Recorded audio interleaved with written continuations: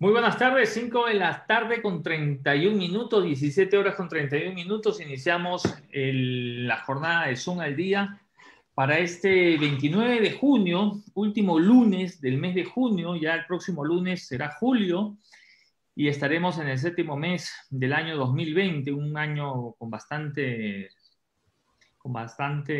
digamos, noticias y además con muchos altibajos para un país que tenía puestas las esperanzas en este año 2020 de salir adelante, al menos en la parte productiva, económica, social. Pero bueno, el día de hoy empezamos con el mismo optimismo en ese esfuerzo periodístico junto a Fabricio No Vega, me cambie el apellido, por favor. mi esposa, tú sabes que No, no, no.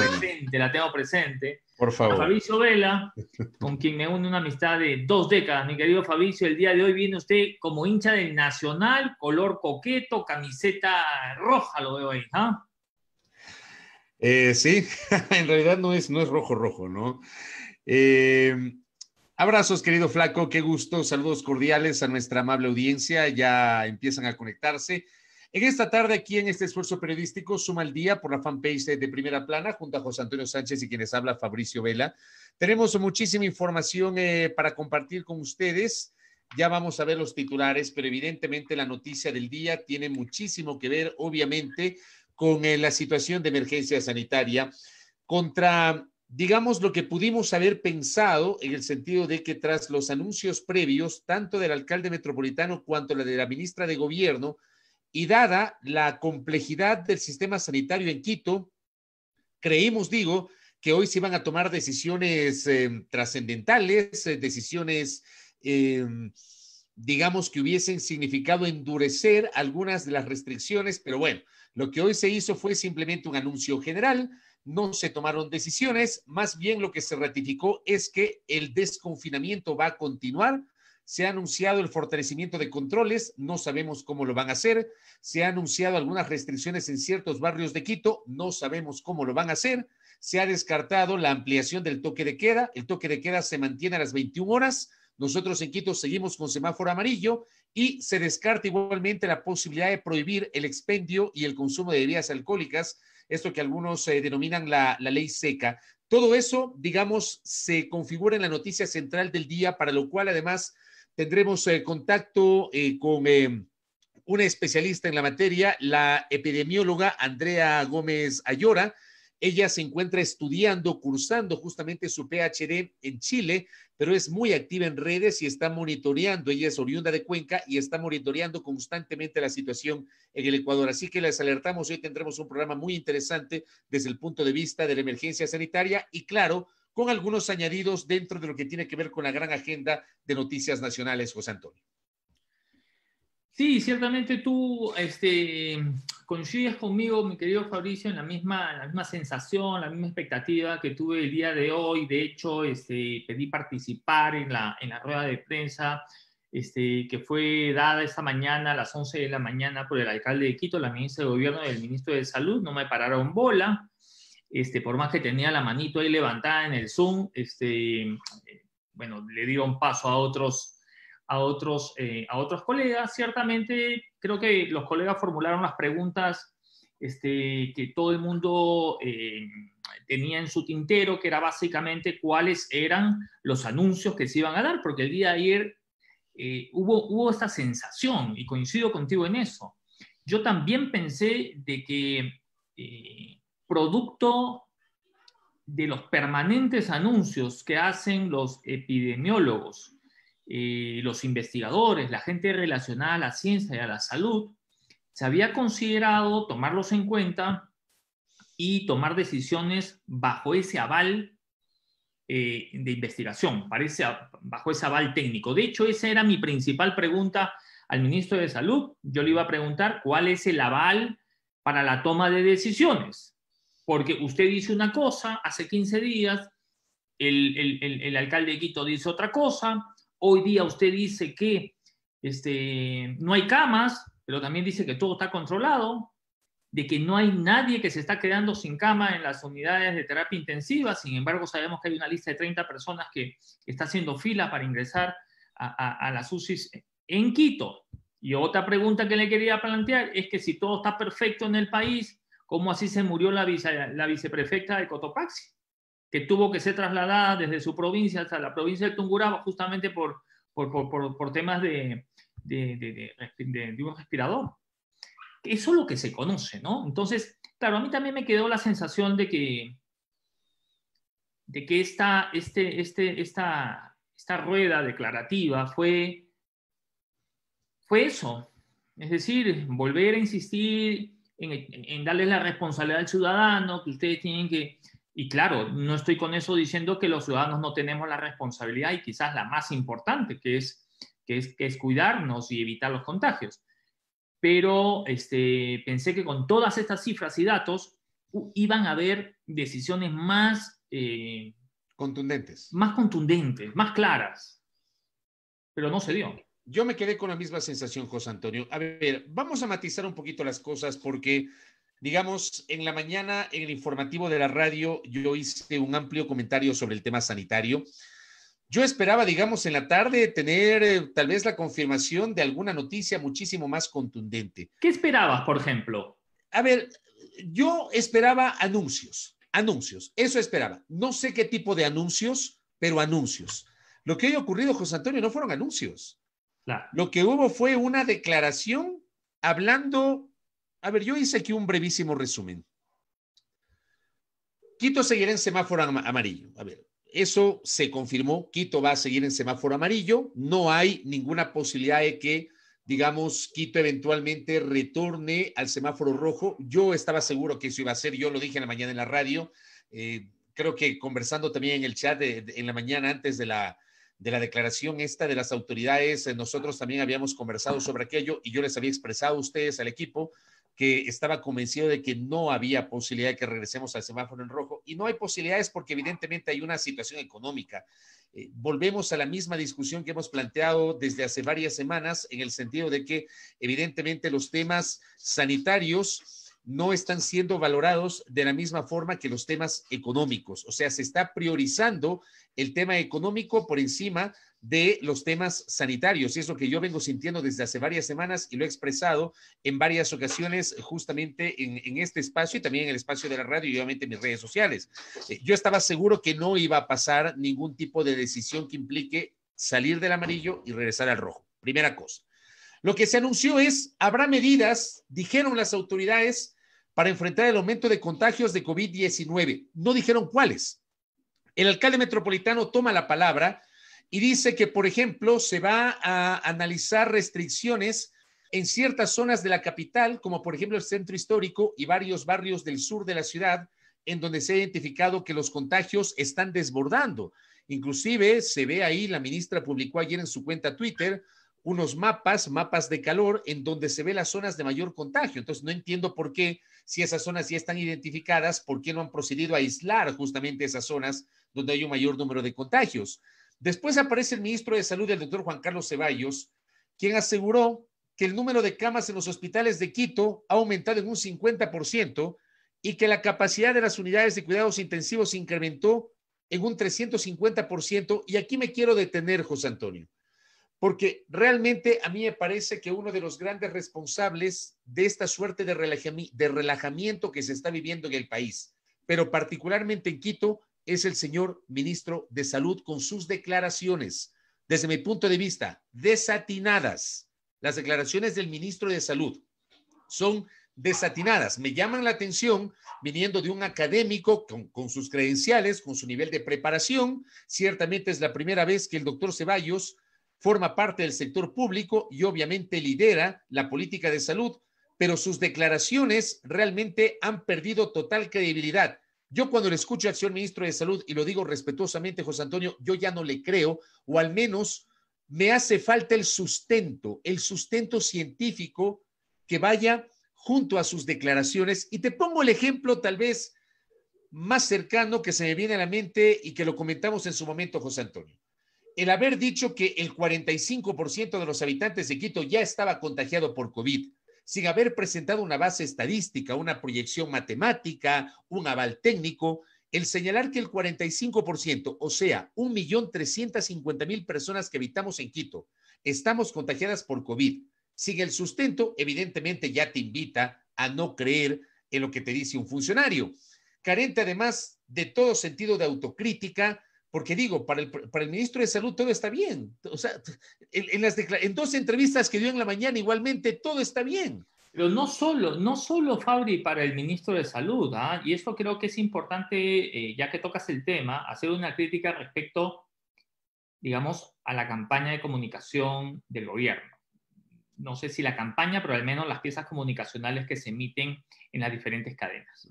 Ciertamente hay que dar mensajes esperanzadores, decir el gobierno está trabajando, mostrar lo que se está trabajando, pero tampoco podemos ocultar el sol con un dedo. Y a veces cuando uno ve, al menos la última cadena, uno dice, nosotros estamos en Suiza, todo está perfecto, todo está marchando sobre ruedas y somos un país ejemplo. Y no es así, porque esa clase de mensajes, si tú apuntas bien en lo que dices, crea una sensación de que estamos ganando la batalla. Y señores, la estamos perdiendo. La estamos perdiendo todos los días. Sí, pero no lo reconocen las autoridades. Exacto, entonces yo preferiría, ¿no? Un mensaje donde diga, señores, estamos complicados. La única forma de salir hacia adelante es que nos juntemos a trabajar. El Estado va a hacer esto, necesitamos que ustedes hagan esto.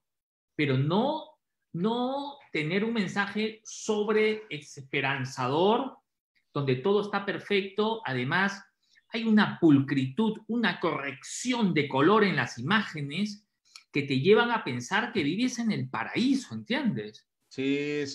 No, o sea, yo veía, y miren, esto no es una crítica al presidente, y quiero que se entienda bien, porque al final del día los funcionarios públicos, a lo largo de la historia, siempre han sido sujetos de crítica.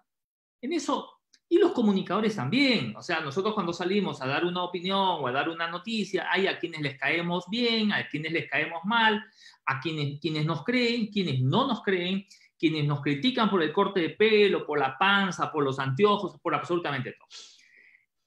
En la cadena, y perdón que haga esa digresión, Fabri, en la cadena el presidente, bueno, se ve una parte donde se habla acerca de los préstamos que se están dando al sector productivo, ¿sí?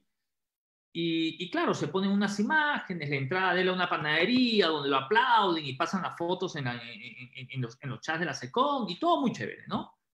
Y a la vuelta de la esquina entras a las redes y te das cuenta con un poco de videos donde lo pifean al presidente en la misma panadería.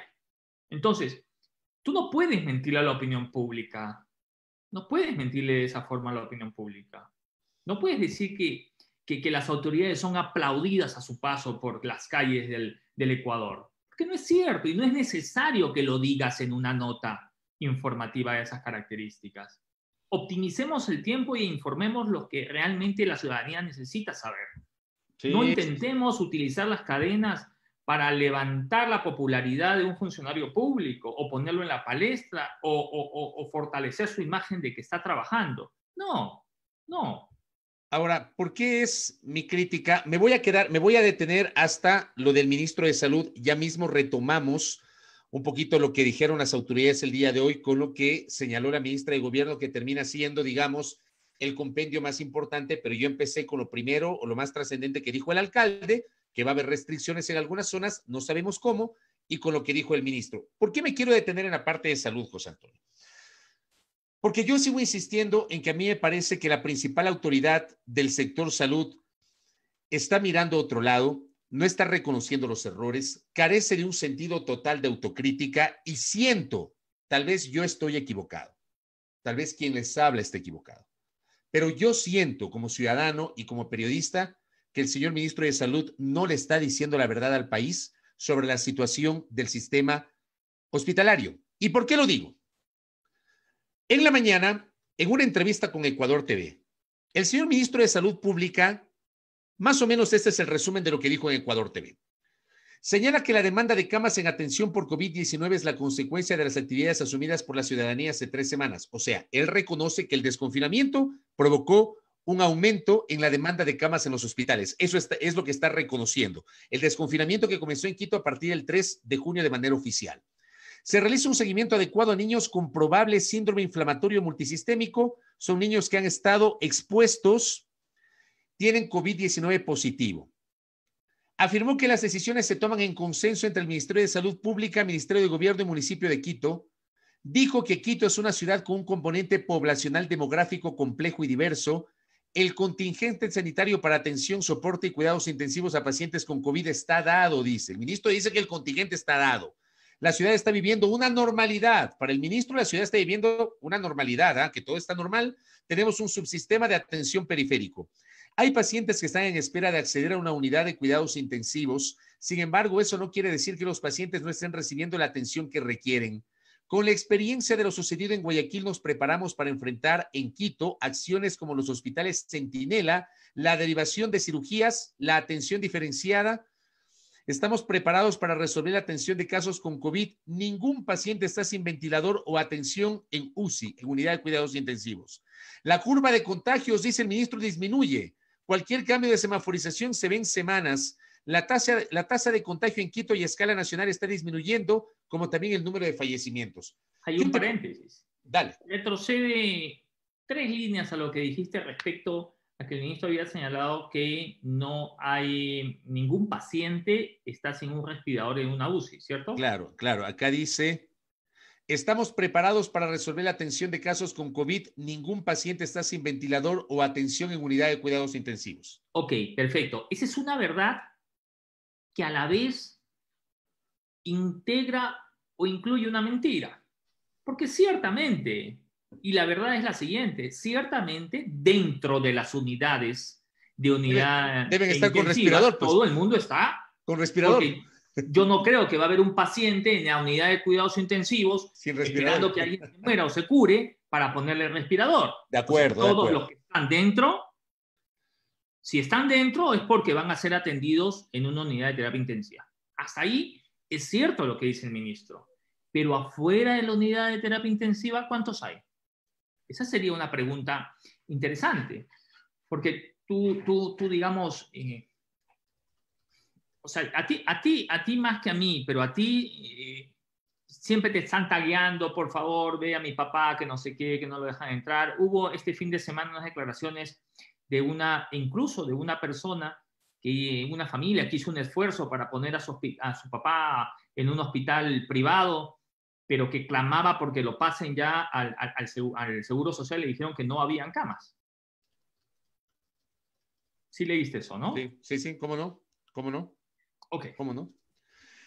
Claro, me parece bien lo que tú acabas de matizar. Me parece súper bien lo que tú acabas de matizar. Ahora, cuando yo leo esta declaración, o sea, cuando el señor ministro, voy a repetir la última parte.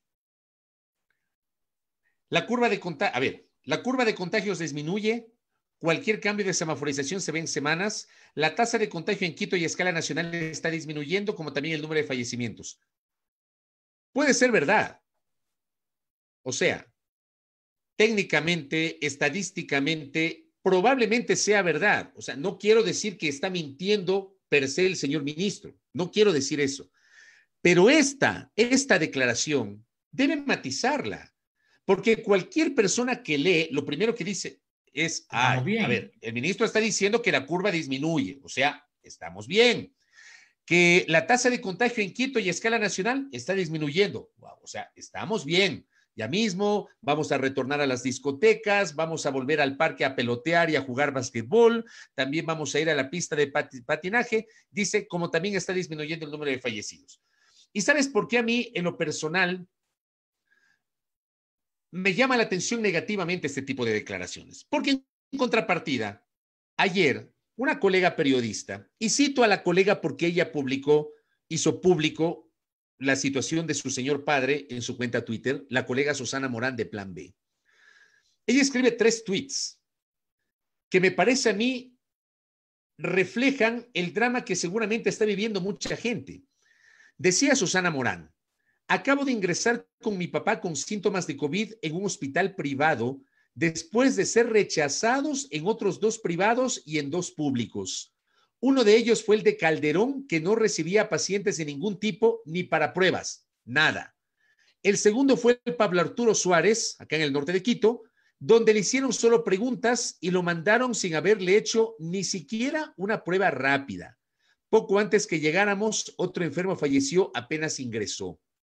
El tercero fue el Hospital Metropolitano, que es privado, y nos dijeron que no había espacio de ningún tipo, ni siquiera para consultas.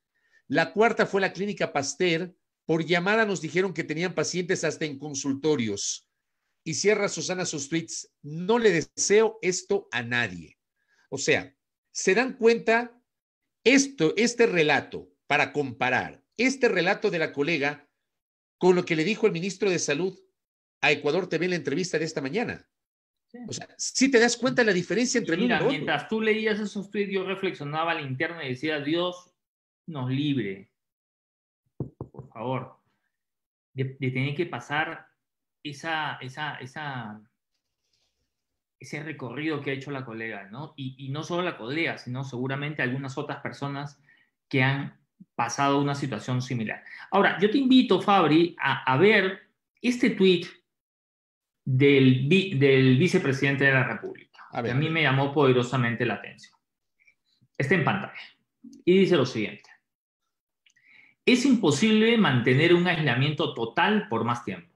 El virus no se va a ir y debemos aprender a convivir con él, desacelerando su propagación con higiene, disciplina, respeto a las normas vigentes y uso de mascarillas. No habrá medida que resulte si no seguimos ese camino. En este pronunciamiento yo no veo al Estado, discúlpame, ¿eh? ¿No?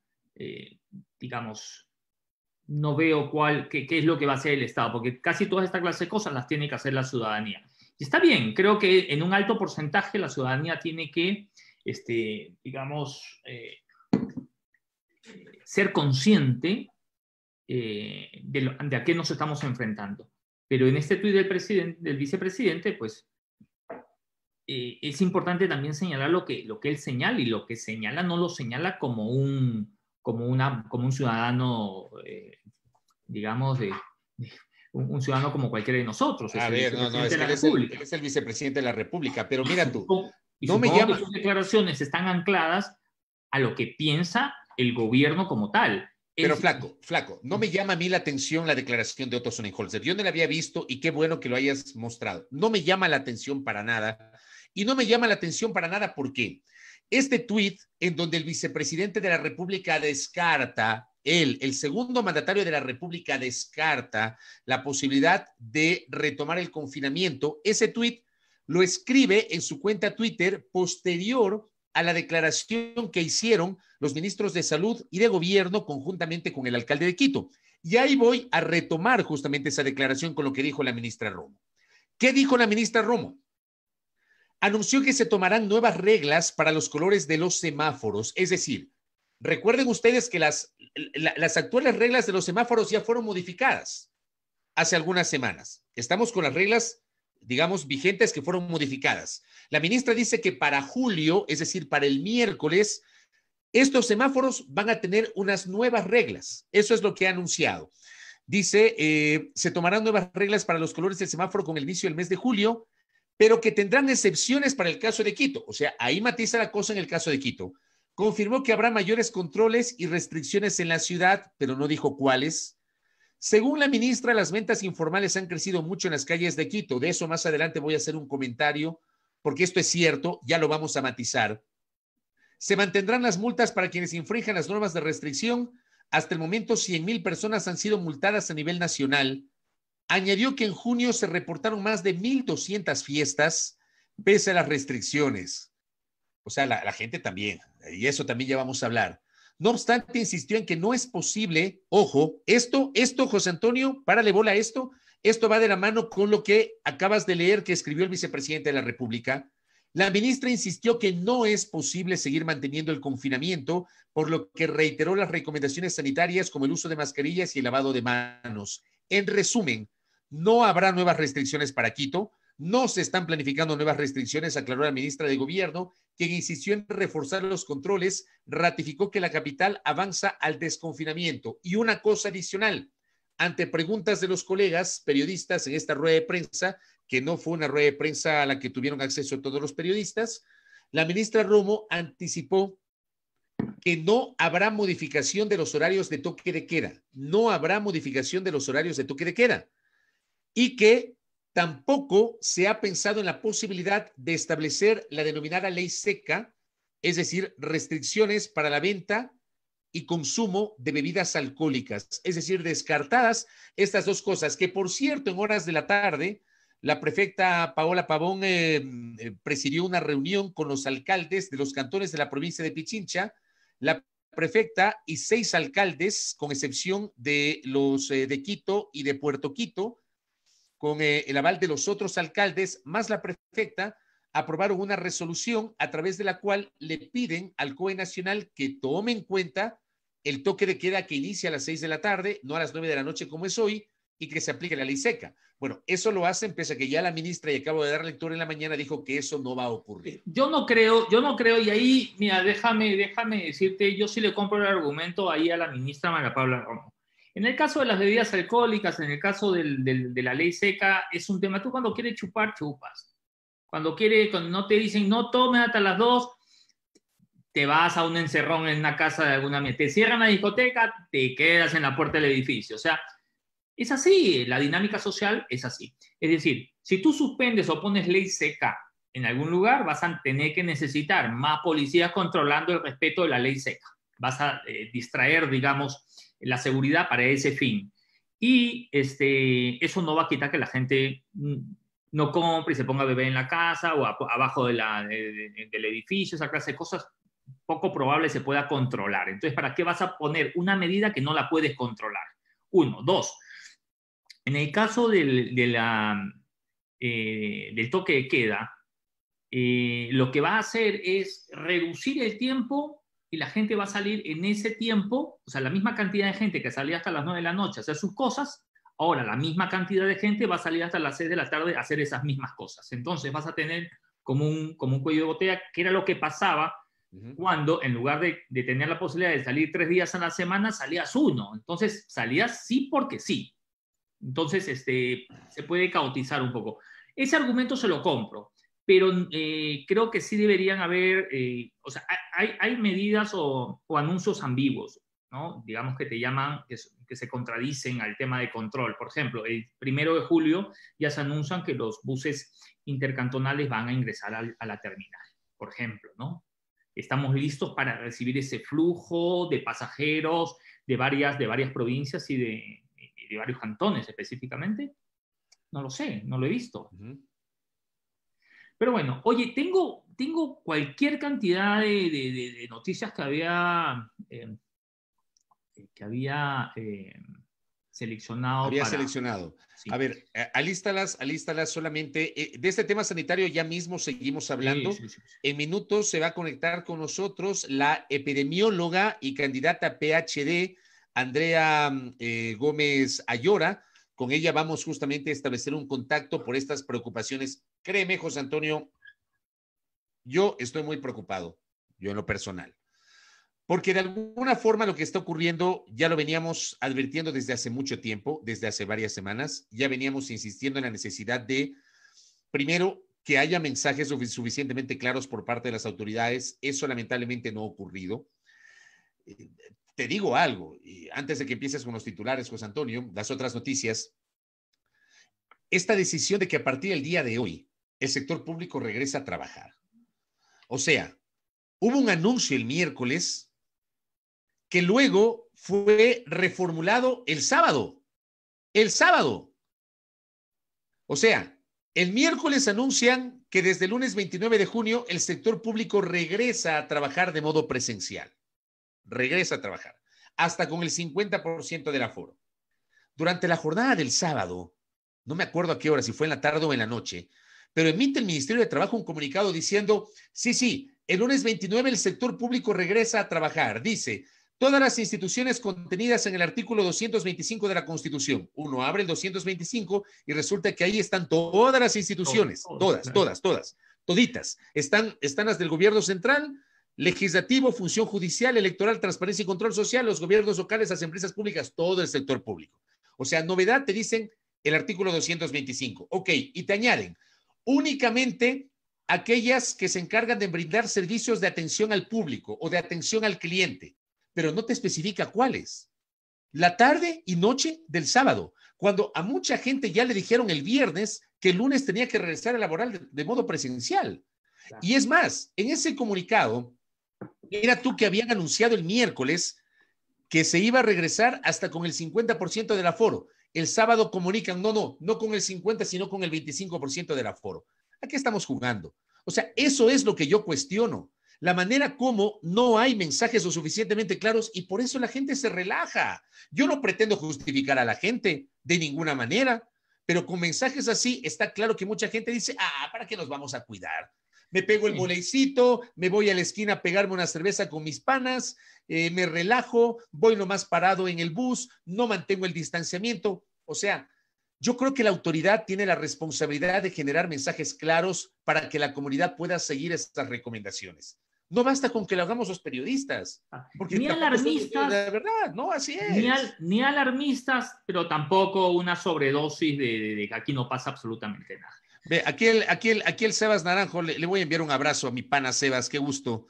Uno de los más venenosos del Twitter, el Sebas Naranjo, dice, efectivamente no se está cumpliendo la tardía disposición del Ministerio de Trabajo. Hay entidades que están haciendo asistir a personas en áreas que no tienen atención al público y que ya venían teletrabajando, y los planes de retorno superan el 25% que pide el Ministerio de Trabajo, elaborados con anterioridad, con base al 50% del COE.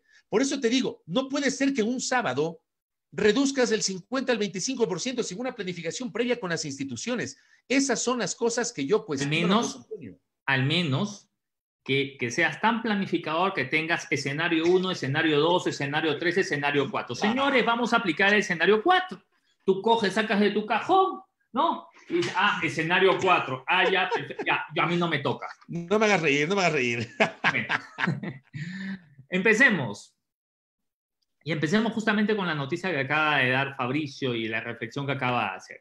Hoy, 34.250 servidores volvieron al trabajo presencial en Quito y 102.750 seguirán haciendo teletrabajo. Recordemos que esta decisión se aplazó en algunas ocasiones por justamente el pedido del COE cantonal. Siguiente noticia. En rueda de prensa entre el alcalde de Quito, ministro de Gobierno, ministro de Salud, se confirmó que no existe ninguna restricción nueva para Quito. Esto a pesar de la saturación de camas, unidades de terapia intensiva llenas y la opinión de epidemiólogos que señalan que el desconfinamiento en Quito podría generar consecuencias. El Tribunal Contencioso Electoral acepta a trámite denuncia de Fuerza Compromiso Social, es decir, el correísmo, en contra del contralor Pablo Celi. A partir del 1 de julio, los buses interprovinciales empezarán a rodar las terminales de Quito. ¿Desde cuándo? Desde el miércoles, ¿no? Desde el miércoles 1 de julio. Claro, pues ya estamos en desconfinamiento. Por votación unánime se eligió a José Yunes como el nuevo viceprefecto del Guayas. Yunes fue alcalde de San Borondón. San Borondón, eterno alcalde de San Borondón. Entre el 2006 el poco Yunes. Y el 2019. El asambleísta Daniel Mendoza, actualmente con prisión preventiva, se excusó de asistir a la comisión multipartidista que lo investiga por tráfico de influencias. La comisión señaló que ya no lo va a recibir. Las que sí asistieron fueron las dos asambleístas denunciantes. Esta semana la comisión debe emitir un informe para conocimiento del Pleno. En la Corte Nacional de Justicia se instaló el segundo día de audiencia de apelación de la sentencia del caso Sobornos 2012-2016. Los 20 procesados sentenciados por el delito de cohecho y sus defensores buscan ser declarados inocentes. El sábado se allanaron 2 departamentos en Guayaquil. Uno de Daniel Salcedo y el otro de Luis Jairala Zunino, donde se incautó documentos, una caja fuerte, un auto, discos de memoria y la bitácora de visita. Preste mucha atención a esto de las bitácoras de visita, porque el día domingo, en cambio, algunos delincuentes intentaron robarse la bitácora de visitas del mismo edificio, pero ya la fiscalía se la había adelantado con 24 horas. En otro operativo se aprendió a Francisco Ochoa, ex director técnico del Hospital Teodoro Maldonado y responsable de firmar los requerimientos de medicina. Él contaba con un carnet de discapacidad del 42%. Él se suma a 5 que también tenían el carnet de discapacidad. Y a propósito justamente de esta noticia, el Ministerio de Salud Pública suspendió los carnets de discapacidad de Daniel Salcedo, su hermano y 3 amigos más, quienes, aprovechándose del beneficio de este grupo vulnerable, pretendieron importar vehículos exonerados de impuestos. Algunos de ellos lo lograron, otros se quedaron con el pan en el horno, y otros fueron devueltos justamente porque querían meter carros de $120, obviamente aprovechándose de este beneficio. Este fin de semana se hizo público un exabrupto de la presidenta del Consejo de Educación Superior, Catalina Vélez, en una videoconferencia. La choleada del fin de semana.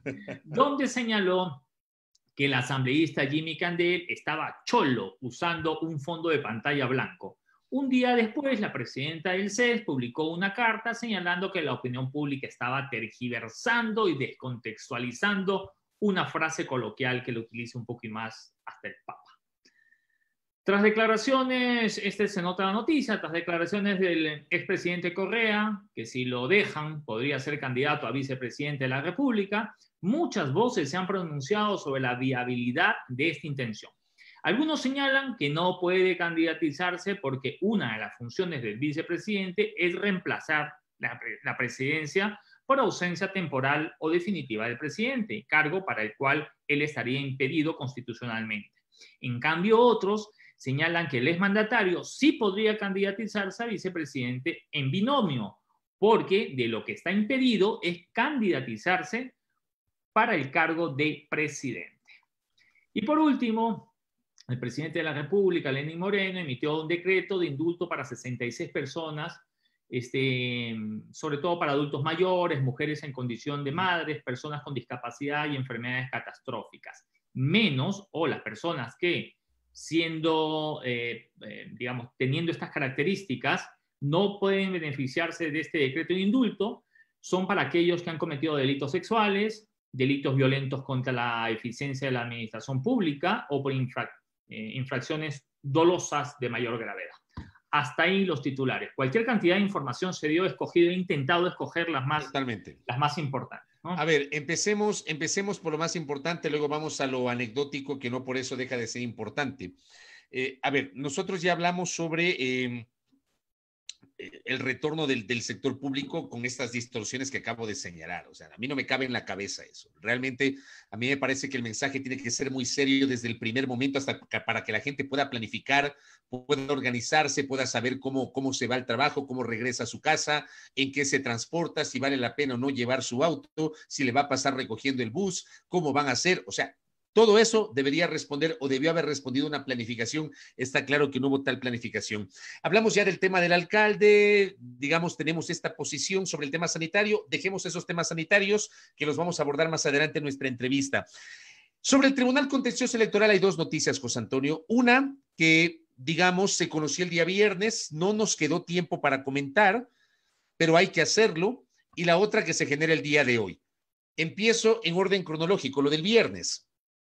El viernes se conoce que el Tribunal Contencioso Electoral, a través de su presidente, el doctor Arturo Cabrera, emite una opinión al Consejo Nacional Electoral respecto de la posibilidad de que se difiera o no el calendario electoral y, por ende, fechas que son consideradas muy importantes dentro de la planificación, como la convocatoria a las elecciones y la primera y segunda vuelta previstas para febrero y abril del próximo año, respectivamente.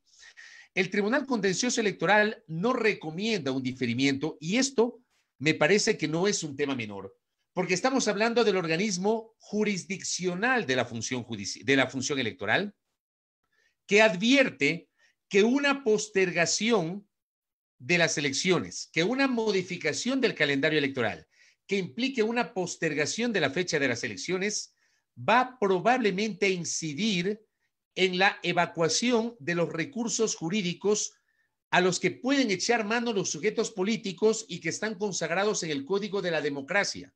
Me explico. Cuando hay un proceso electoral, un sujeto político, una organización política puede echar mano de varios recursos, puede impugnar los resultados numéricos, puede presentar justamente recursos ante el Consejo Nacional Electoral, y si el Consejo Nacional Electoral decide rechazar esos recursos, puede presentar otros recursos a nivel de la función del organismo jurisdiccional de la función electoral, que es el Tribunal Contencioso Electoral.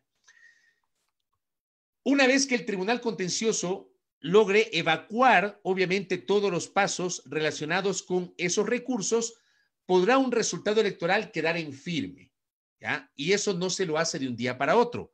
Solamente yo les sugiero a nuestra amable audiencia hacer un ejercicio de memoria y trasladarnos a lo que pasó cerquita nomás, en las elecciones del 24 de marzo, José Antonio, del año anterior, cuando acudimos a las urnas para elegir autoridades seccionales, alcaldes y concejales cantonales, prefectos y viceprefectos provinciales y miembros de las juntas parroquiales rurales. Y por primera vez para elegir a los miembros del Consejo de Participación Ciudadana y Control Social por la vía del voto popular. Eso fue lo que resolvió la gente en la consulta popular del 4 de febrero del 2018.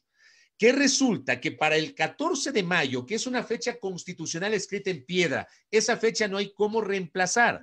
El 14 de mayo, así como el 24 de mayo, que se posesiona el presidente de la República, la fecha del 14 de mayo es una fecha escrita en piedra.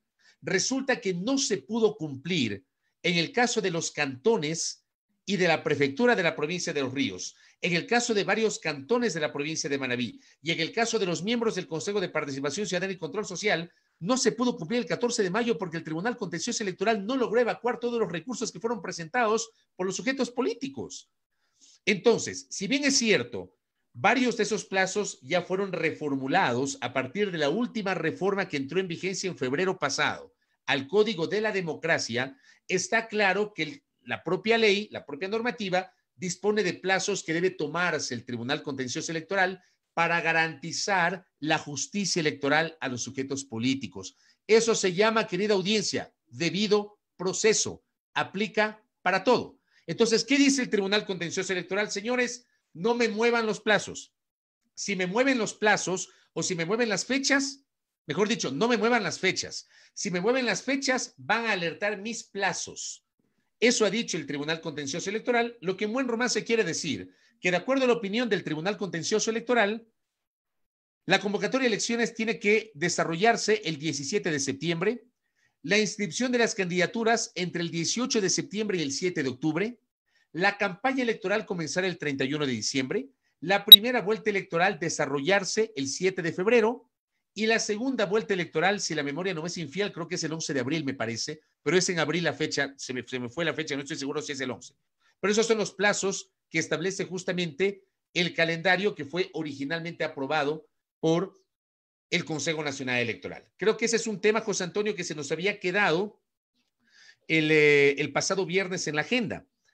Y lo otro que dice José Antonio, que es lo más reciente, la directora de Fuerza Compromiso Social, Vanessa Freire, ha presentado un pedido de destitución del Contralor General del Estado, Pablo Celi de la Torre, a quien acusan de intromisión en la función electoral, cuando desde el 12 de marzo estamos en etapa electoral. Eso consta en la resolución aprobada por el Consejo Nacional Electoral justamente el 12 de marzo. Si ustedes revisan esa resolución, dice declarar el inicio del periodo electoral, el 12 de marzo, 4 días antes de que el país se declare en emergencia sanitaria por el COVID-19.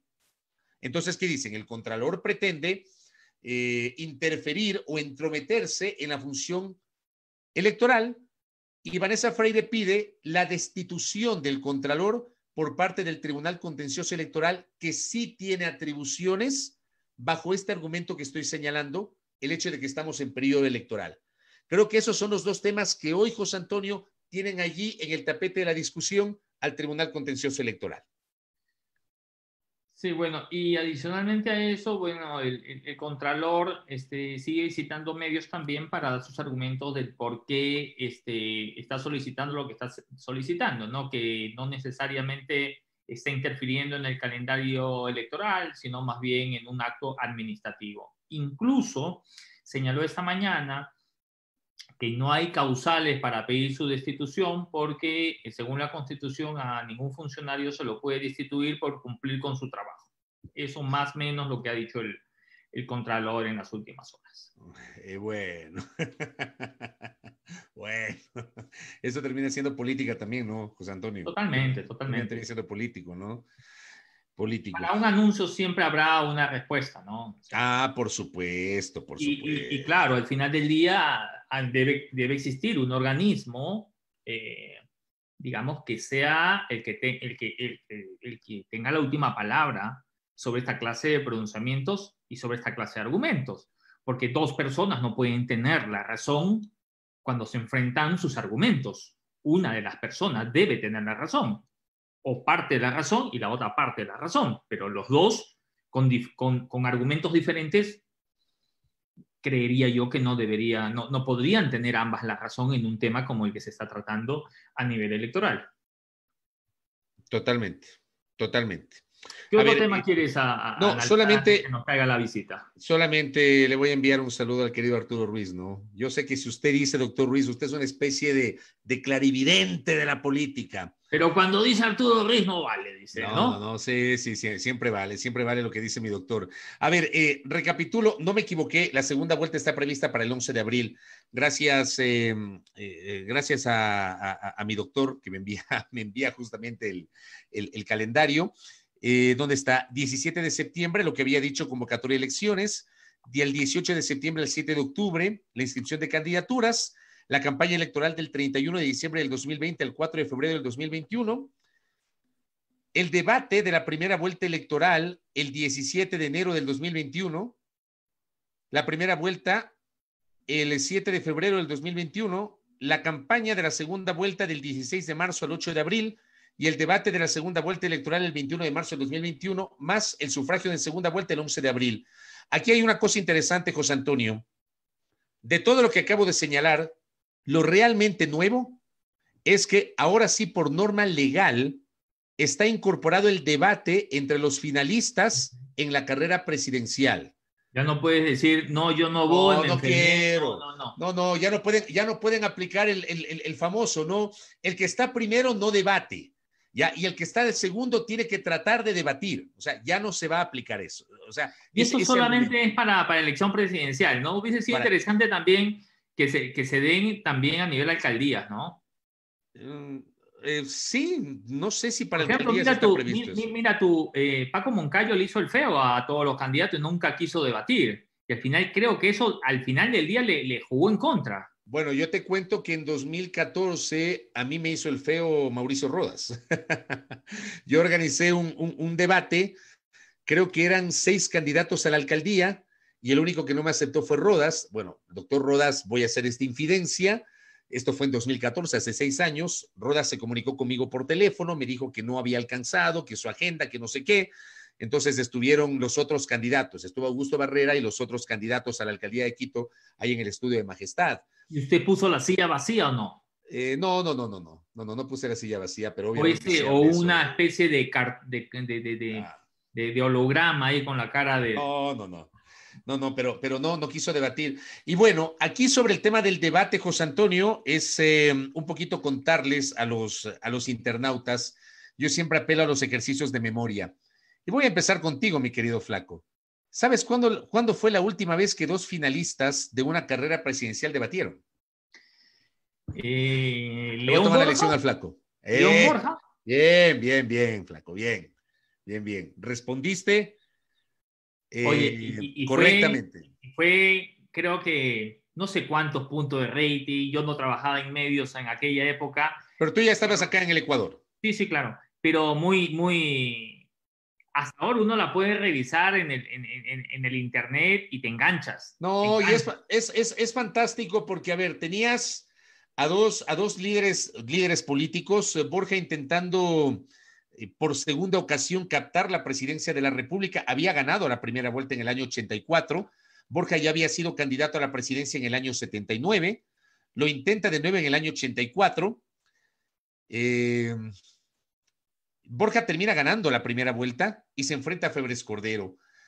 Hay digamos, una historia que da cuenta que el doctor Borja no empezó a trabajar desde el día siguiente, o sea, dicen que él estaba convencido de su victoria y se fue de vacaciones a Aruba unos días, mientras Febres Cordero la misma noche del paso a la segunda vuelta empezó a trabajar. Y aparece este debate. Y en este debate la frase más emblemática es cuando Febres Cordero le pide a Borja que le mire. Que le mire. Míreme. Míreme. En momentos en los cuales el país ya empezaba a sentir obviamente algunas dificultades asociadas a la subversión. Yo sí creo que esa frase terminó siendo la más emblemática. Los estudiosos de la política creen que esa frase y ese debate terminó revertiendo la situación. Claro, claro. Pero por si acaso, porque Esteban Ávila me dice, si hubo debates, yo me refiero al de segunda vuelta, no me refiero a los de primera vuelta. En primera vuelta sí hubo debates, claro. El de 2006, por ejemplo, donde invitan a los 4 mejores ubicados y ningunean a Gilmar Gutiérrez y Gilmar termina tercero. Claro, oye, tenemos a Andrea Gómez ya. Hágale pasar a la doctora para retomar.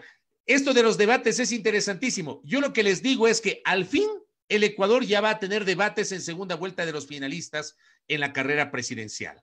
Y es ahí donde se va a ver un poco también el manejo de sus jefes de campaña y todo el equipo que por lo general acompaña esa clase de debates, ¿no? Sí, sin duda.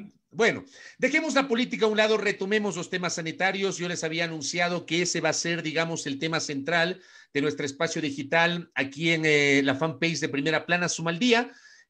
Hicimos una mirada a lo que pasó el día de hoy a este anuncio que no fue anuncio por parte de las autoridades, y digo eso porque en concreto no hubo ningún anuncio, y yo coincido con lo que decía José Antonio, en buen romance lo que nos dijeron es: señores, no va a haber nuevamente confinamiento, vamos a seguir en el desconfinamiento, tienen ustedes que cuidarse, mascarilla, lavado de manos y distanciamiento, eso es lo que nos han dicho. Así que hemos tomado contacto ahora mismo con una especialista en la materia, es además muy activa en su cuenta Twitter, ella es cuencana, por cierto, reside ahora mismo en Chile porque está pues cursando, ella es candidata a PhD, está cursando sus estudios justamente allá, es especialista en epidemiología, me refiero a la doctora Andrea Gómez Ayora, que tiene la gentileza de acompañarnos, de atender esta invitación que le hemos hecho para hablar sobre los temas de la emergencia sanitaria. Doctora, bienvenida, qué gusto, buenas tardes, buenas noches, entiendo por allá, ¿no?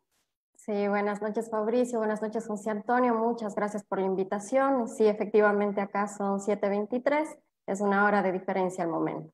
Correcto. A ver, doctora, me imagino que usted siguió muy de cerca los anuncios de este caso, poco antes del mediodía. Anuncios, digo que no fueron anuncios. ¿Usted esperaba otra cosa por parte de las autoridades? Y le hago esta pregunta porque, digamos, yo le sigo constantemente en su cuenta Twitter y usted ha venido advirtiendo la necesidad de endurecer algunas medidas. De hecho, en Bogotá, en los últimos días, la alcaldesa Claudia López ha anunciado a los bogotanos que deben prepararse para una nueva cuarentena debido a que se desbordaron los casos. Pero aquí en el Ecuador no hubo ningún anuncio en ese sentido. ¿Cómo le vio usted, doctora? Bueno, para mí fue realmente un balde de agua fría. Yo esperaba que aumentaran las restricciones dada la situación sanitaria. Estamos en una crisis sanitaria en todo el país y en el caso de la provincia de Pichincha y específicamente de la capital, vemos como tanto los cuidados intensivos como la hospitalización están al máximo de su capacidad y en otras ciudades, en otros países, toman en cuenta este porcentaje de capacidad para tomar decisiones. Por ejemplo, el caso de Medellín, el caso de México, el caso de Argentina, en donde se ve cuando hay sobre el 50% de uso de camas, de cuidados intensivos, de uso de camas de hospitalización, ya se toman medidas y se vuelve en este caso a rojo. Lamentablemente no es el caso del país. Yo no sé por qué el relajamiento de medidas, no sé cuál es el objetivo de aumentar la movilidad cuando se ha observado que hay un continuo aumento de casos. En el caso de la provincia de Pichincha, que es lo que hemos dicho y hemos hablado ya en anteriores ocasiones, se habló y se dijo tanto a las autoridades que esto iba a pasar. O sea, no es algo nuevo, no es algo que desde la evidencia no se esperaba, es algo que se esperaba y que se esperaba lamentablemente que se cambien la forma en la que se venía manejando la epidemia. Entonces, realmente para mí fue muy duro, hoy en la tarde fue bastante difícil porque a nivel teórico lo que se viene va a ser mucho más complejo. ¿Por qué lo dice, doctora? ¿Por qué advierte que lo que se viene va a ser más complejo desde la teoría, digámoslo así? Desde la teoría, la población susceptible de enfermar es elevada. Digamos que el ministro de Salud tiene razón y aproximadamente un 35% de la población se contagió. Hablamos de un 65% del porcentaje de la población que no ha estado contagiada, que no se ha contagiado. Entonces, tenemos una gran cantidad de casos activos, es decir, que no han sanado y que pueden ser contagiantes, y al aumentar la movilidad, aumentamos la probabilidad de contagios, lo que aumenta la probabilidad de casos graves y de necesidad de cuidados intensivos, de necesidad de hospitalización, que es lo que estamos viviendo ahora. Ya no hay capacidad. El mismo ministro lo dijo en la mañana, que hay una lista de espera para cuidados intensivos. Y eso, para uno que es médica, no podría existir un tipo de lista de espera para cuidados intensivos. ¿Se imagina lo ilógico que suena esto? Porque si hablamos de una necesidad de cuidados intensivos, hablamos de una necesidad de una atención rápida, de una atención efectiva para poder evitar efectos negativos y en el caso de esta enfermedad, la muerte. Entonces, ya por ahí, para mí, de verdad, como le comentaba, fue un balde de agua fría el que no se hayan tomado al menos medidas de disminución de movilidad, del trabajo en casa, no sé, en fin, fue duro. Andrea, ciertamente hemos escuchado declaraciones de médicos que señalan que están un poco que decidiendo a quién pasan a la unidad de cuidados intensivos por edad, por proyección de vida, esa clase de cosas. ¿Qué se ha hecho mal? Es decir, tenemos 104 días, si es que la memoria no me 104. 104. Empezamos la semana 16 y hoy es el día 104 desde que empezaron a regir las restricciones, José Antonio. Es decir, tenemos 104 días, hemos hecho, digamos, no sé si todas las cosas, no sé si la tarea la hemos hecho bien. Siempre intenta el ministro compararnos con Guayaquil para decir, wow, en Quito estamos mejor, no hemos llegado a cómo está Guayaquil y todo lo demás. Pero ¿qué es lo que hemos hecho mal? Y antes que usted me responda a esa pregunta, yo me he permitido coger las cifras de los últimos 5 días de la provincia de Pichincha. Y se la quiero poner para que usted nos haga un balance, ¿no es cierto? Nosotros comenzamos el día... A ver, este ejercicio está desde el día 25 de junio, ¿sí? 25 de junio. Para el ejercicio de esta pregunta solamente quiero basarme en Quito, ¿sí? Quito comenzó el 25 con 6.049. El 26, 6.171, más de 100 contagiados. Estos según datos oficiales, quizás sean más, pero estos son los datos oficiales que nosotros tenemos. Y 122 sería. 6.171, sí, 122 más. Ya. El día 27, 6.261, más de 100. El día 28, 6.372, más de 100. Y el día de hoy, ¿no?, que es la última publicación, estamos en 6.453, que son un poquito menos de 100. ¿Qué es lo que le dice a usted esta proyección de cifras oficiales donde se señala que solo en Quito hay 100 contagiados diarios, digamos, se proyectan todos los días 100 contagios más? Bueno, cuando empezamos la cuarentena en el caso del país, la cantidad de casos era muy baja y aún así se tomaron las medidas bastante fuertes porque se veía cuál era la ocupación en el caso del Guayas, que fue la primera provincia en la cual llegó los casos y se expandió, ¿no? Y se tomaron estas medidas. Con la cuarentena, los casos aumentaron, tanto porque hubo un aumento de contagios dentro del hogar, pero después empezó a disminuir rápidamente. De la misma forma que sube la curva baja en el momento que hay una acción. En este caso, la acción fue la cuarentena. ¿Qué pasó en el resto de provincias del país? Esta cuarentena pudo mantener la disminución de la movilidad, pero durante el mes de marzo y el mes de abril. Sin embargo, esta movilidad con el aumento también de términos como la nueva normalidad, de que hay un cambio, de la disminución de restricciones, la gente empieza a movilizarse ya desde el 4 de mayo, hay un cambio de semaforización y este aumento de movilidad se observa en un aumento paulatino de casos, que no es una movilidad del 100% antes de la cuarentena, pero es un aumento de movilidad. Y con los días, al paso de los días, Llega la segunda semana de mayo, tenemos el Día de la Madre, aumentan las reuniones familiares, las reuniones sociales y siguen aumentando estos casos. Y estos casos, en el caso de Quito, se observa en este aumento que vemos también ahora. El efecto del comienzo de la movilidad no se ve de manera inmediata ni a los 15 días ni a las 3 semanas, porque depende de varias variables. En este caso de la movilidad, de quiénes son los que se movilizan y también del uso de mascarilla, que también de alguna forma disminuye la probabilidad de contagio. Entonces, a pesar de que hablamos de 104 días, en realidad desde el 4 de mayo todo el país ya ha iniciado una movilidad mayor, lo que ha ido aumentando paulatinamente los casos. Ahora, ¿qué pasa en Quito específicamente? En Quito ya vemos que este aumento paulatino va creciendo. Y lo que a mí, desde la epidemiología, me preocupa más es que este crecimiento en un punto se vuelve exponencial y no sea controlado, que lamentablemente es lo que pasó en el caso de Santiago de Chile, que es donde vivo. Hubo un crecimiento paulatino muy similar hasta un punto en el que se volvió incontrolable y las autoridades tomaron la decisión de una cuarentena total en la región metropolitana. Estos días se ha observado al menos un detenimiento en el número de crecimiento diarios de casos. La región metropolitana, perdón que interrumpa, ¿la región metropolitana es la ciudad de Santiago? La región metropolitana es como decir la provincia y Santiago es la capital. Correcto. Sí, entonces toda la región metropolitana está ahora en cuarentena y Santiago, la capital, todas las comunas, es como decir los barrios. La población es mucho mayor que la de Quito, estamos hablando de aproximadamente 8 millones de personas, pero se vio que el crecimiento era lento, no era rápido y exponencial, porque la movilidad era baja hasta que llegó un punto que la ciudadanía empezó a movilizarse. También hubo un cambio del discurso de las autoridades y eso es lo que también tiene mucha... ahí sí yo puedo comparar con la que ha sucedido en Ecuador, que también el exministro de Salud, porque renunció hace 15 días, también hablaba de una nueva normalidad, de salir a tomar un café, de abrir malls, y un mes después yo observo esa misma dinámica en el caso de Ecuador.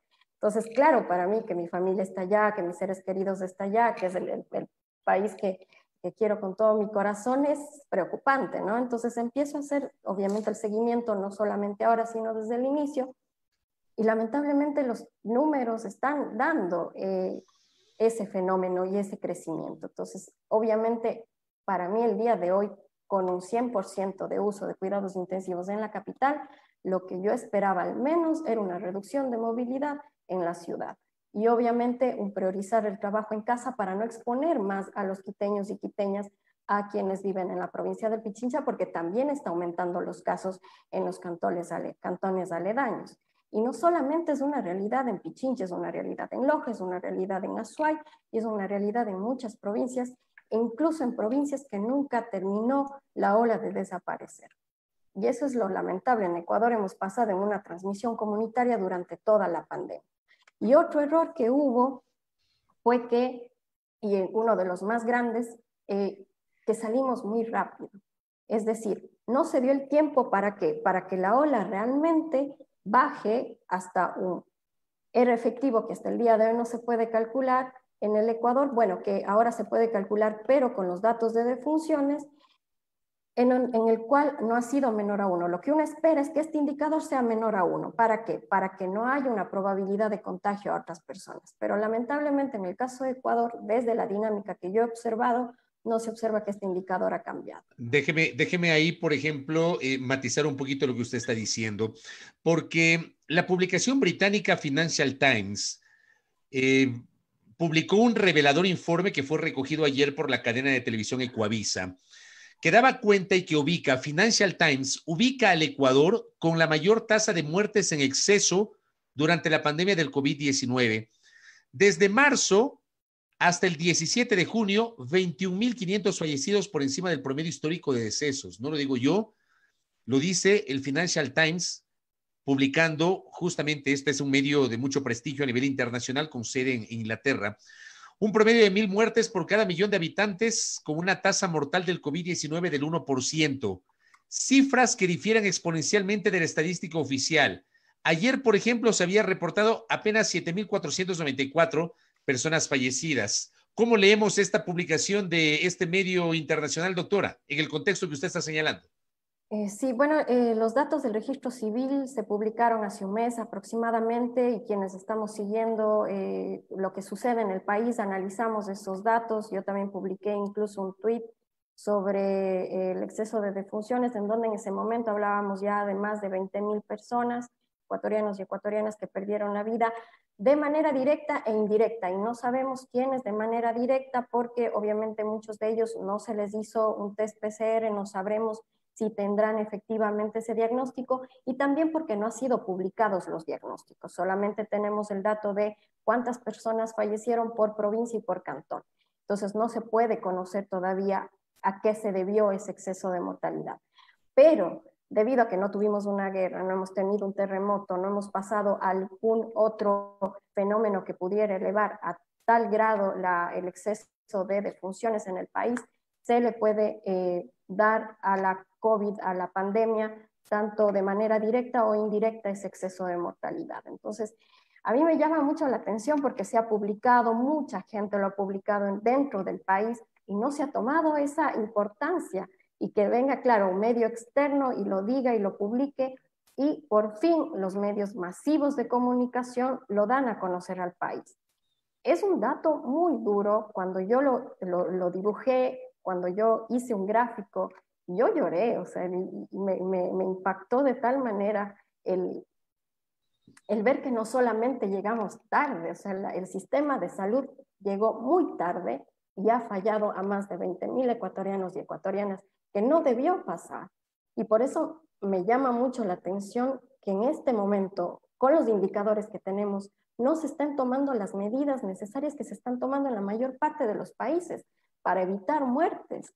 Porque si bien, y además, y aquí quiero aclarar, que hay estudios que muestran que un manejo de este tipo, es decir, con una desescalada, cuando hay un aumento de casos, cuando tenemos un exceso de uso de camas y una falta de cuidados intensivos, tiene un efecto mayor negativo en la economía. Entonces me llama la atención que no haya un análisis profundo, tanto a nivel sanitario, a nivel económico, a nivel social, como para no tomar las medidas necesarias. A mí me llama mucho la atención. Estuve escuchándole también a la ministra hoy en la tarde, que hablaba además de un efecto en el caso de las familias que tienen violencia intrafamiliar y que la cuarentena probablemente exacerbe estos casos. Y hay mucha evidencia que también habla de cómo actuar frente a estos casos para disminuirlos, y para eso obviamente los medios de comunicación, para eso también. Y por otra parte también desde el año pasado se disminuyó el presupuesto para la violencia intrafamiliar. Entonces estamos hablando de muchos, ¿cómo decirlo? De por un lado nos dicen una cosa y por otro lado hacen otra. Es muy complejo tener una conclusión y un análisis tan grande, ¿no? Entonces, eso quería comentarle con respecto al exceso de mortalidad. Ok, Andrea, con los datos que usted maneja, los que, digamos, reporta el Financial Times, quizás con cifras que ustedes, los colegas que están analizando esta situación, se comparten, y con lo que usted escucha por parte de las autoridades sanitarias y locales, alcalde, ministro de Gobierno, ministro de Salud, ¿se puede hacer una proyección de cómo nos va a ir a nosotros en los próximos 15, 3 semanas en la ciudad de Quito? Hoy día escuchaba también al abogado Nebot en una entrevista que le hacía Tania Tinoco en Ecuavisa Mediodía, le preguntaba, estaba en una entrevista política, pero le preguntaba sobre el tema de la sanidad y él decía, nosotros hemos vencido al coronavirus aquí en Guayaquil. Es decir, nos estamos centrando en Quito, pero también ese mensaje que da un líder como Nebot diciendo que también han vencido y que María Guerrero y que la sangre Huancavilca y todo lo demás son capaces de construir una perla del Pacífico nueva y en 2 semanas, también son mensajes que están conspirando para que haya este distanciamiento. ¿Qué le dicen las cifras que puede pasar en las próximas 2 o 3 semanas en el país, en Quito específicamente? Bueno, justamente el Imperial College publicó el día de ayer un estudio basado en los datos de defunciones, y ahí hace algunas proyecciones para los próximos meses y si seguimos con el 50% de disminución de la movilidad o no se hace nada, las proyecciones son catastróficas, lamentablemente. Y claro, yo esperaría que el Imperial College y que la teoría y la epidemiología se equivoque. Y lo he esperado desde marzo, pero lamentablemente no es así. Y en el caso del Guayas y en el caso de provincias que pasaron por una primera ola de no mejorar el uso de mascarilla, el lavado de manos, el distanciamiento y tener cuidado con ciertos indicadores que podrían mostrar un aumento de casos, es probable que aparezca una segunda ola. No se podría hablar de un rebrote porque no ha desaparecido el brote. Hemos continuado con un aumento de casos diarios. Si ustedes observan las cifras, tanto en el Guayas como en varias provincias que pasaron probablemente por una primera ola, se observa un continuo aumento de casos. ¿Qué es catastrófico? ¿Qué es catastrófico? Me he quedado con esa palabra suya. Un aumento de casos graves en el cual los cuidados intensivos no sean capaces de actuar, que es lo que está pasando ahora. Y yo espero de verdad, de corazón, que se equivoque y no volver a vivir lo que se vivió en el Guayas. Oiga, déjeme, quiero pedir una reacción a nuestra invitada, es la doctora Andrea Gómez Ayora, ella es epidemióloga, candidata a PhD, ella es cuencana, ahora mismo estudia, está haciendo su carrera en Chile. Quiero pedir un comentario sobre José Antonio, antes de que usted ingrese a la entrevista, le mostraba a nuestra audiencia un tuit publicado hoy por el vicepresidente de la República que dice lo siguiente: es imposible mantener un aislamiento total por más tiempo, el virus no se va a ir y debemos aprender a convivir con él, desacelerando su propagación con higiene, disciplina, respeto a las normas vigentes y uso de mascarilla. No habrá medida que resulte si no seguimos ese camino. ¿Qué le parece a usted esta publicación del señor vicepresidente? Bueno, falso, porque la evidencia ha mostrado que cuando se hace una buena vigilancia epidemiológica, se hace un aislamiento efectivo de casos, se hace un seguimiento y un rastreo de contactos, se hace un buen tratamiento, se toma en cuenta indicadores epidemiológicos para la toma de decisiones de cambio de semaforización, como se ve en el mundo, no pasa lo que ha pasado en el Ecuador. Hay muchos casos en el mundo exitosos.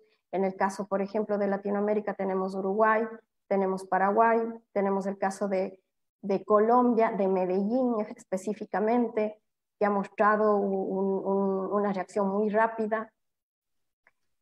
Y no, efectivamente no es así. En el caso de Ecuador, también tenemos que tomar en cuenta que vivimos realidades distintas en cada provincia, dentro de cada provincia, en cada cantón, y en los cantones grandes, parroquias viven realidades diferentes. Las olas han pasado de diferente manera, de diferente magnitud y en diferentes tiempos. No podemos hacer un análisis a nivel nacional y decir esto es lo que pasa cuando tenemos números altos en el Guayas, que probablemente están haciéndonos que veamos una realidad que no es la realidad del país entero. Entonces, yo no concuerdo con las declaraciones del vicepresidente y por lo que se está viendo, lo que está pasando en Pichincha, esto se advirtió por parte de la academia durante el mes de mayo, se solicitó que no se cambie de semáforo, pero lamentablemente las autoridades tomaron la decisión y es lo que estamos viendo el día de hoy. En la misma línea, Andrea, ¿usted cree que el sistema sanitario, es decir, las instituciones encargadas y que tienen la responsabilidad de la salud en el país, en este momento tienen el rastreo y el seguimiento de las personas contagiadas por el COVID, o ya es palo ahí, estoy actuando medio que al tanteo? Pues no, seguimos en transmisión comunitaria. Dentro de los niveles de transmisión tenemos la transmisión comunitaria, la transmisión por clúster, es decir, que yo sé en qué grupos de población se encuentran los contagios, los contactos, y también tenemos una transmisión controlada en donde yo sé específicamente dónde están los casos y son pocos. O no hay una transmisión. En el caso del Ecuador hemos seguido desde el inicio una transmisión comunitaria hasta el día de hoy. Es decir, yo no sé dónde están los casos, no sé dónde están los contactos.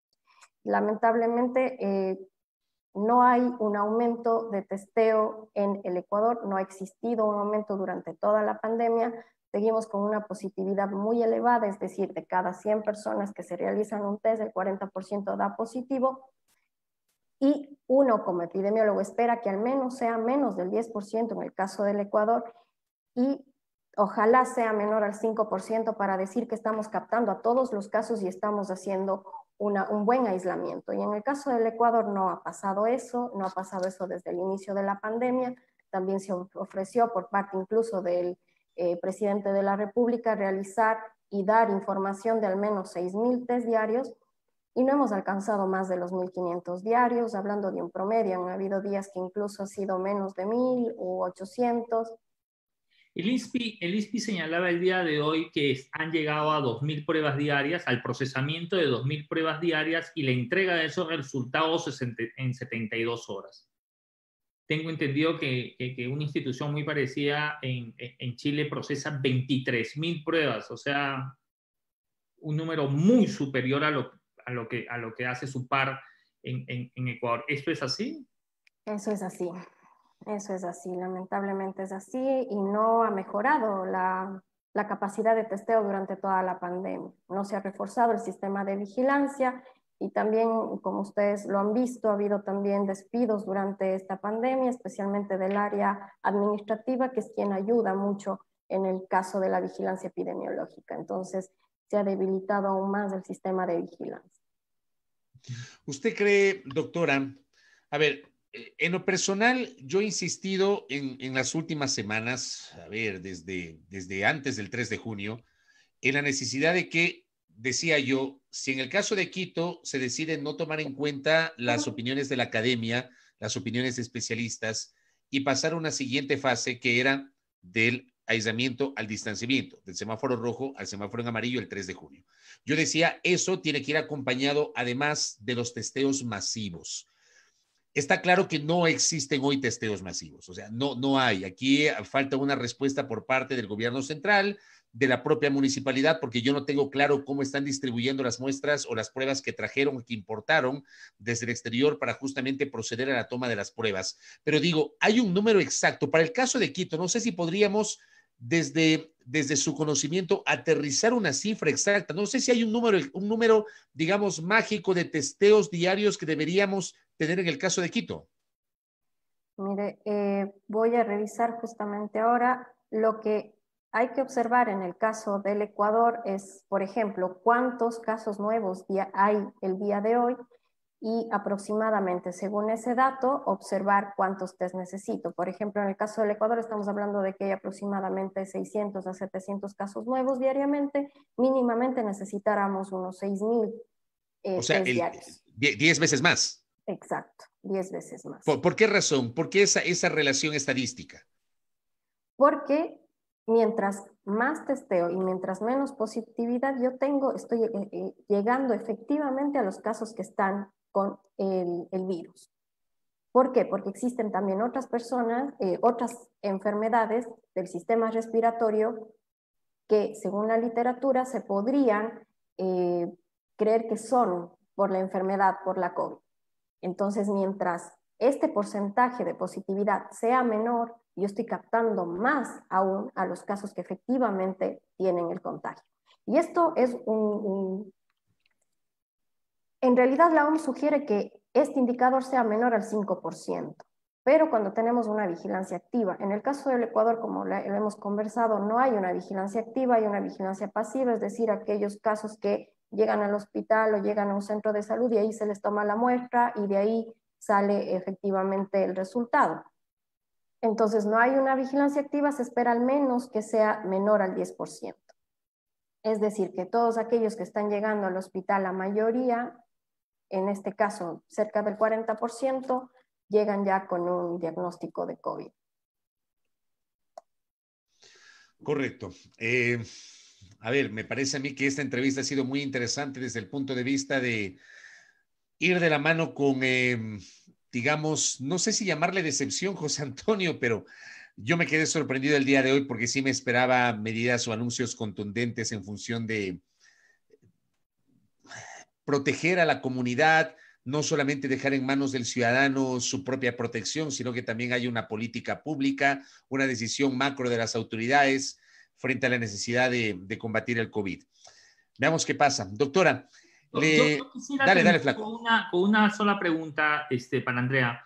¿Qué crees tú si tuvieses la oportunidad de tomar 3 decisiones, 2 o una decisión en Quito? ¿Qué decisión tomarías apegada a los resultados de la ciencia y a las cifras? Dado los criterios epidemiológicos, obviamente un paso a rojo.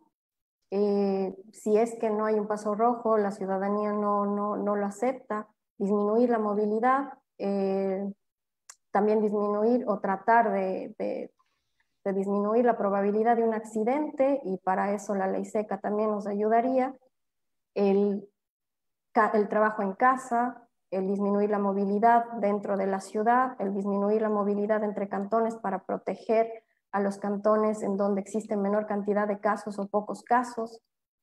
Y obviamente eso hasta que al menos exista un 50% de disponibilidad de camas de cuidados intensivos y de hospitalización, y de ahí relajando medidas. También aumentar obviamente los testeos, el aislamiento, el rastreo y obviamente el tratamiento a todos los pacientes y el seguimiento.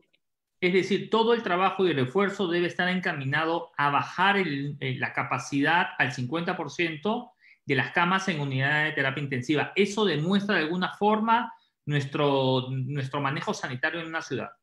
Claro, y lamentablemente, hablando ya desde la teoría, lo que estamos viendo ahora es el efecto de las últimas semanas de mayo. O sea, todavía no vemos el efecto de las primeras semanas de junio ni del Día del Padre. Entonces, obviamente, como epidemióloga es preocupante. Ni diga, doctora, ni diga. Veamos. Doctora, gracias. Usted siempre tan generosa en atendernos. Le agradecemos mucho y saludos a la distancia. Que tenga una buena noche. Muchas gracias, Fabricio. Muchas gracias, José Antonio. Un abrazo. Gracias. La doctora Andrea Gómez Ayora, ella es epidemióloga, conversando con nosotros a la distancia. Ella se encuentra en Santiago de Chile. Desde allá justamente nos ha generado una valoración sobre la situación epidemiológica compleja, José Antonio. Así estamos. Bueno, solo para alertarles, por si están aburridos con nosotros y se quieren, quieren oxigenarse, a las 7 de la noche el presidente va a dar una cadena, no sé cuántos minutos, algunos minutos, muy cortos seguramente. A lo mejor y hacemos el esfuerzo para compartirla aquí, ¿no? Yo creo, a ver, ¿de qué podría hablar el presidente el día de hoy? Yo personalmente creo que va a, no sé si justificar las decisiones de no, un poco lo que decía la doctora, ¿no? De por qué no pasamos a rojo, de por qué no se reduce el tema de la movilidad en Quito para enfrentar de alguna forma lo que podría venirse, como bien ella señala, en 1 o 2 semanas. ¿Tú de qué crees? No sé, no sé. No te desilusiones. No sé. Créeme que no sé. Bueno, estamos en la recta final de este espacio. No podemos dejar, José Antonio Sánchez Pacheco, usted lo mencionó dentro de los títulos al inicio de este humilde espacio digital. Hay dos que quisiera que hablemos. Hay dos. A ver, ¿cuál quieres hablar? Obviamente el de la presidenta del CES para el último. ¿Ya? Correcto. ¿Con qué quieres empezar? Pero antes quisiera hacer la antesala con esta noticia que ha causado mucha decepción, ¿no? Es decir, tantas personas en el país. Imagínate tú, 7.480 vehículos, 7.480 vehículos se han importado desde el año 2018 con carnet de discapacidad. 7.480 vehículos. Eso es un montón de autos, ¿ya? Muchos de gama alta, unos de clase intermedia, unos más chiros, en fin, ¿no?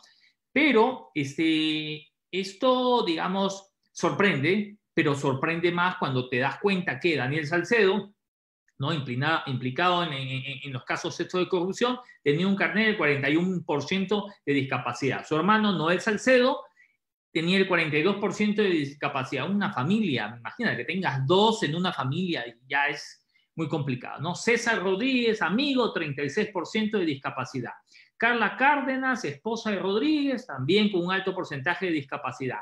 Jorge Enrique Aguilera, 41%, él era jefe de compras del Teodoro Maldonado, asambleísta alterno del PRE y también ex tesorero del PRE. Andrés Cedeño con 42%. Y a este señor que digamos, le acaban de encontrar la credencial, el carnet, tenía un Chevrolet Camaro valorado en $80,000 que estaba en la aduana listo para salir. ¿Y con cuánto de discapacidad? Él con el 42%. O sea, toditos con discapacidad. O sea, ¿te imaginas tú? Toditos. O sea, hemos estado en manos de esta gente. Ahorita están buscando un poco de gente, digamos, para emprender una acusación por defraudación fiscal, tributaria. Y si sabes que por ahí también hay algunos políticos, ya están investigando. Hay por ahí algunos que se dan golpes de pecho, que hablan de la lucha contra la corrupción, que aparecen como los grandes adalides de la lucha contra la corrupción y resulta que tienen carnet de discapacidad. ¿Ya? También hay de esos. Ahora, no hay que satanizar. Ojo, tú pierdes el dedo, ¿no? Dependiendo qué dedo pierdas, tendrás un porcentaje de discapacidad. Es que hay porcentajes, José Antonio, hay porcentajes. Pero de ahí con base a los porcentajes, en el carnet dice tu porcentaje y con base a ese porcentaje, tú accedes a los beneficios que señala la ley de discapacidades. Por eso te da bronca cuando escuchas toda esta tira de... Iba a decir algo, pero me voy a reprimir. Esta lista de personas, y claro, digamos, ¿quién te entrega ese certificado? El Ministerio de Salud. El Ministerio de Salud no solo debe salir a decir, señores, le vamos a quitar el carnet de discapacidad. No, tienen que hacer una auditoría interna cuánto carnet hayan entregado. Porque, digamos, si no les llama la atención al Ministerio de Salud que estén pasando este tipo de cosas, en solo por la caída de un avión nos hemos dado cuenta de esos cuántos carnets en este momento deben haber sido entregados, porque yo te aseguro que eso es otro negocio. Qué vergüenza, qué indignante, ¿sabes? Qué indignante que se pretendan, que se aprovechen de un beneficio dirigido a apoyar a personas con una condición que necesitan justamente ese tipo de apoyos estatales, que se aprovechen de esa política pública, que se aprovechen de una normativa para importar vehículos de alta gama.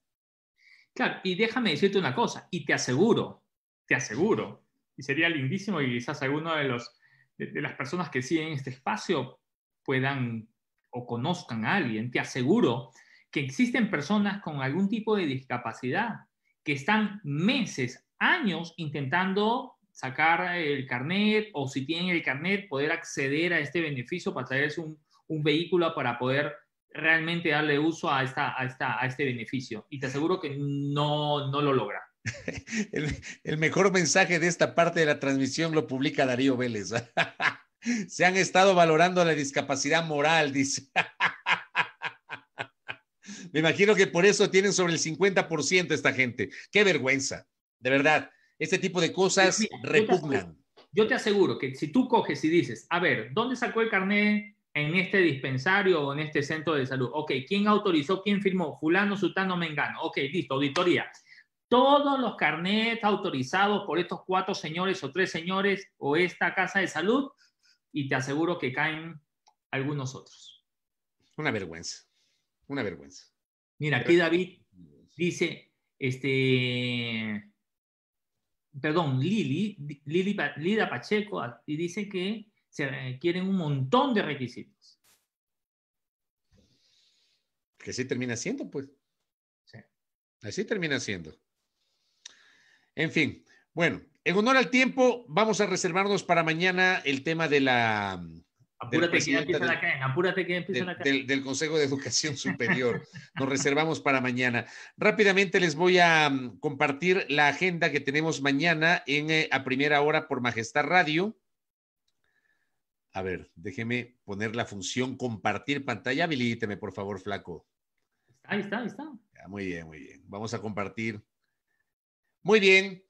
Dialogaremos con Sandra Argotti, secretaria de Planifica Ecuador, sobre el proceso de reestructuración del Estado. Hablaremos con el abogado defensor de la asambleísta Viviana Bonilla, Calixto Vallejo, en el contexto justamente del caso Sobornos 2012-2016. Y tendremos un diálogo periodístico con Ramiro Aguilar Torres sobre la coyuntura nacional. Siempre muy interesantes esos diálogos con Ramiro Aguilar. Volveremos a conversar con él el día de mañana, una vez más. El doctor Aguilar se graduó de adivino porque él también había pronosticado que Jaime Nebot no se iba a lanzar como candidato a la presidencia de la República, así que vamos a conversar justamente con él el día de mañana. Ahí tienen nuestra agenda de entrevistas para la jornada de este martes. Como siempre, contamos con su generosa sintonía. José Antonio, que tengas una linda noche, ¿eh? Noche de inicio de semana, noche de lunes.